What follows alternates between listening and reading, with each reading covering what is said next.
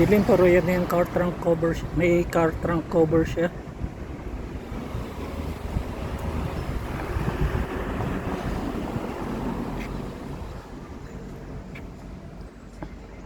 Ayan, fresh pa yung mga sidings, as in talagang alaga to, kaya money worth talaga ito eh. Naka leather sheet siya, pinagawa ko pa to sa Kwan, sa Ace Hardware. Nakikita mo yan, ito yung mga, ito sa driver side.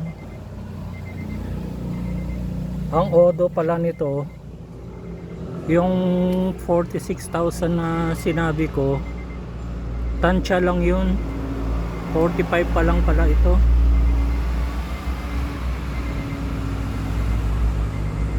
Na-adjust itong steering wheel, nasa normal na ano siya na lugar, pwedeng ibaba.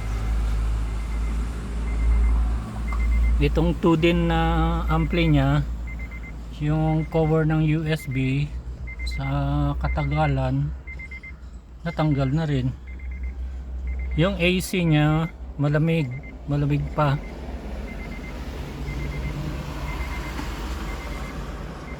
Kaya no, naka plastic pa yung sun visor, kasi edad ng kotse hindi ko tinatanggal kasi ano, madudumihan. Itong mga seat belt maayos pa, bumabalik pa sa kung saan mo ihilain.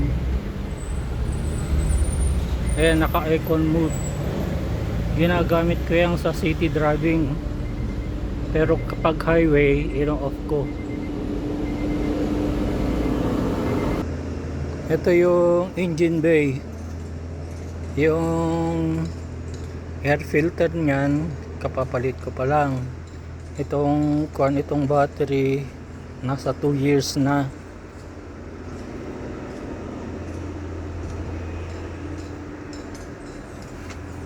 Kung makikita mo yung mga pa, kasa marking nga yan, hindi pa na ano, hindi pa nabura.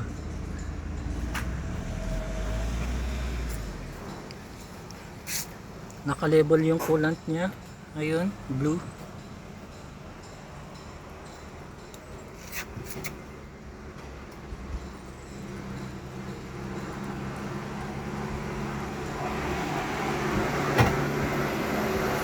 Intact pa lahat yan, kasi maselan din ako eh, maselan ako sa sasakyan. Ito yung sa passenger side.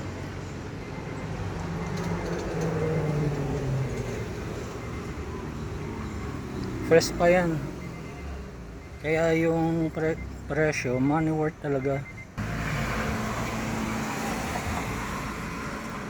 Ayan o,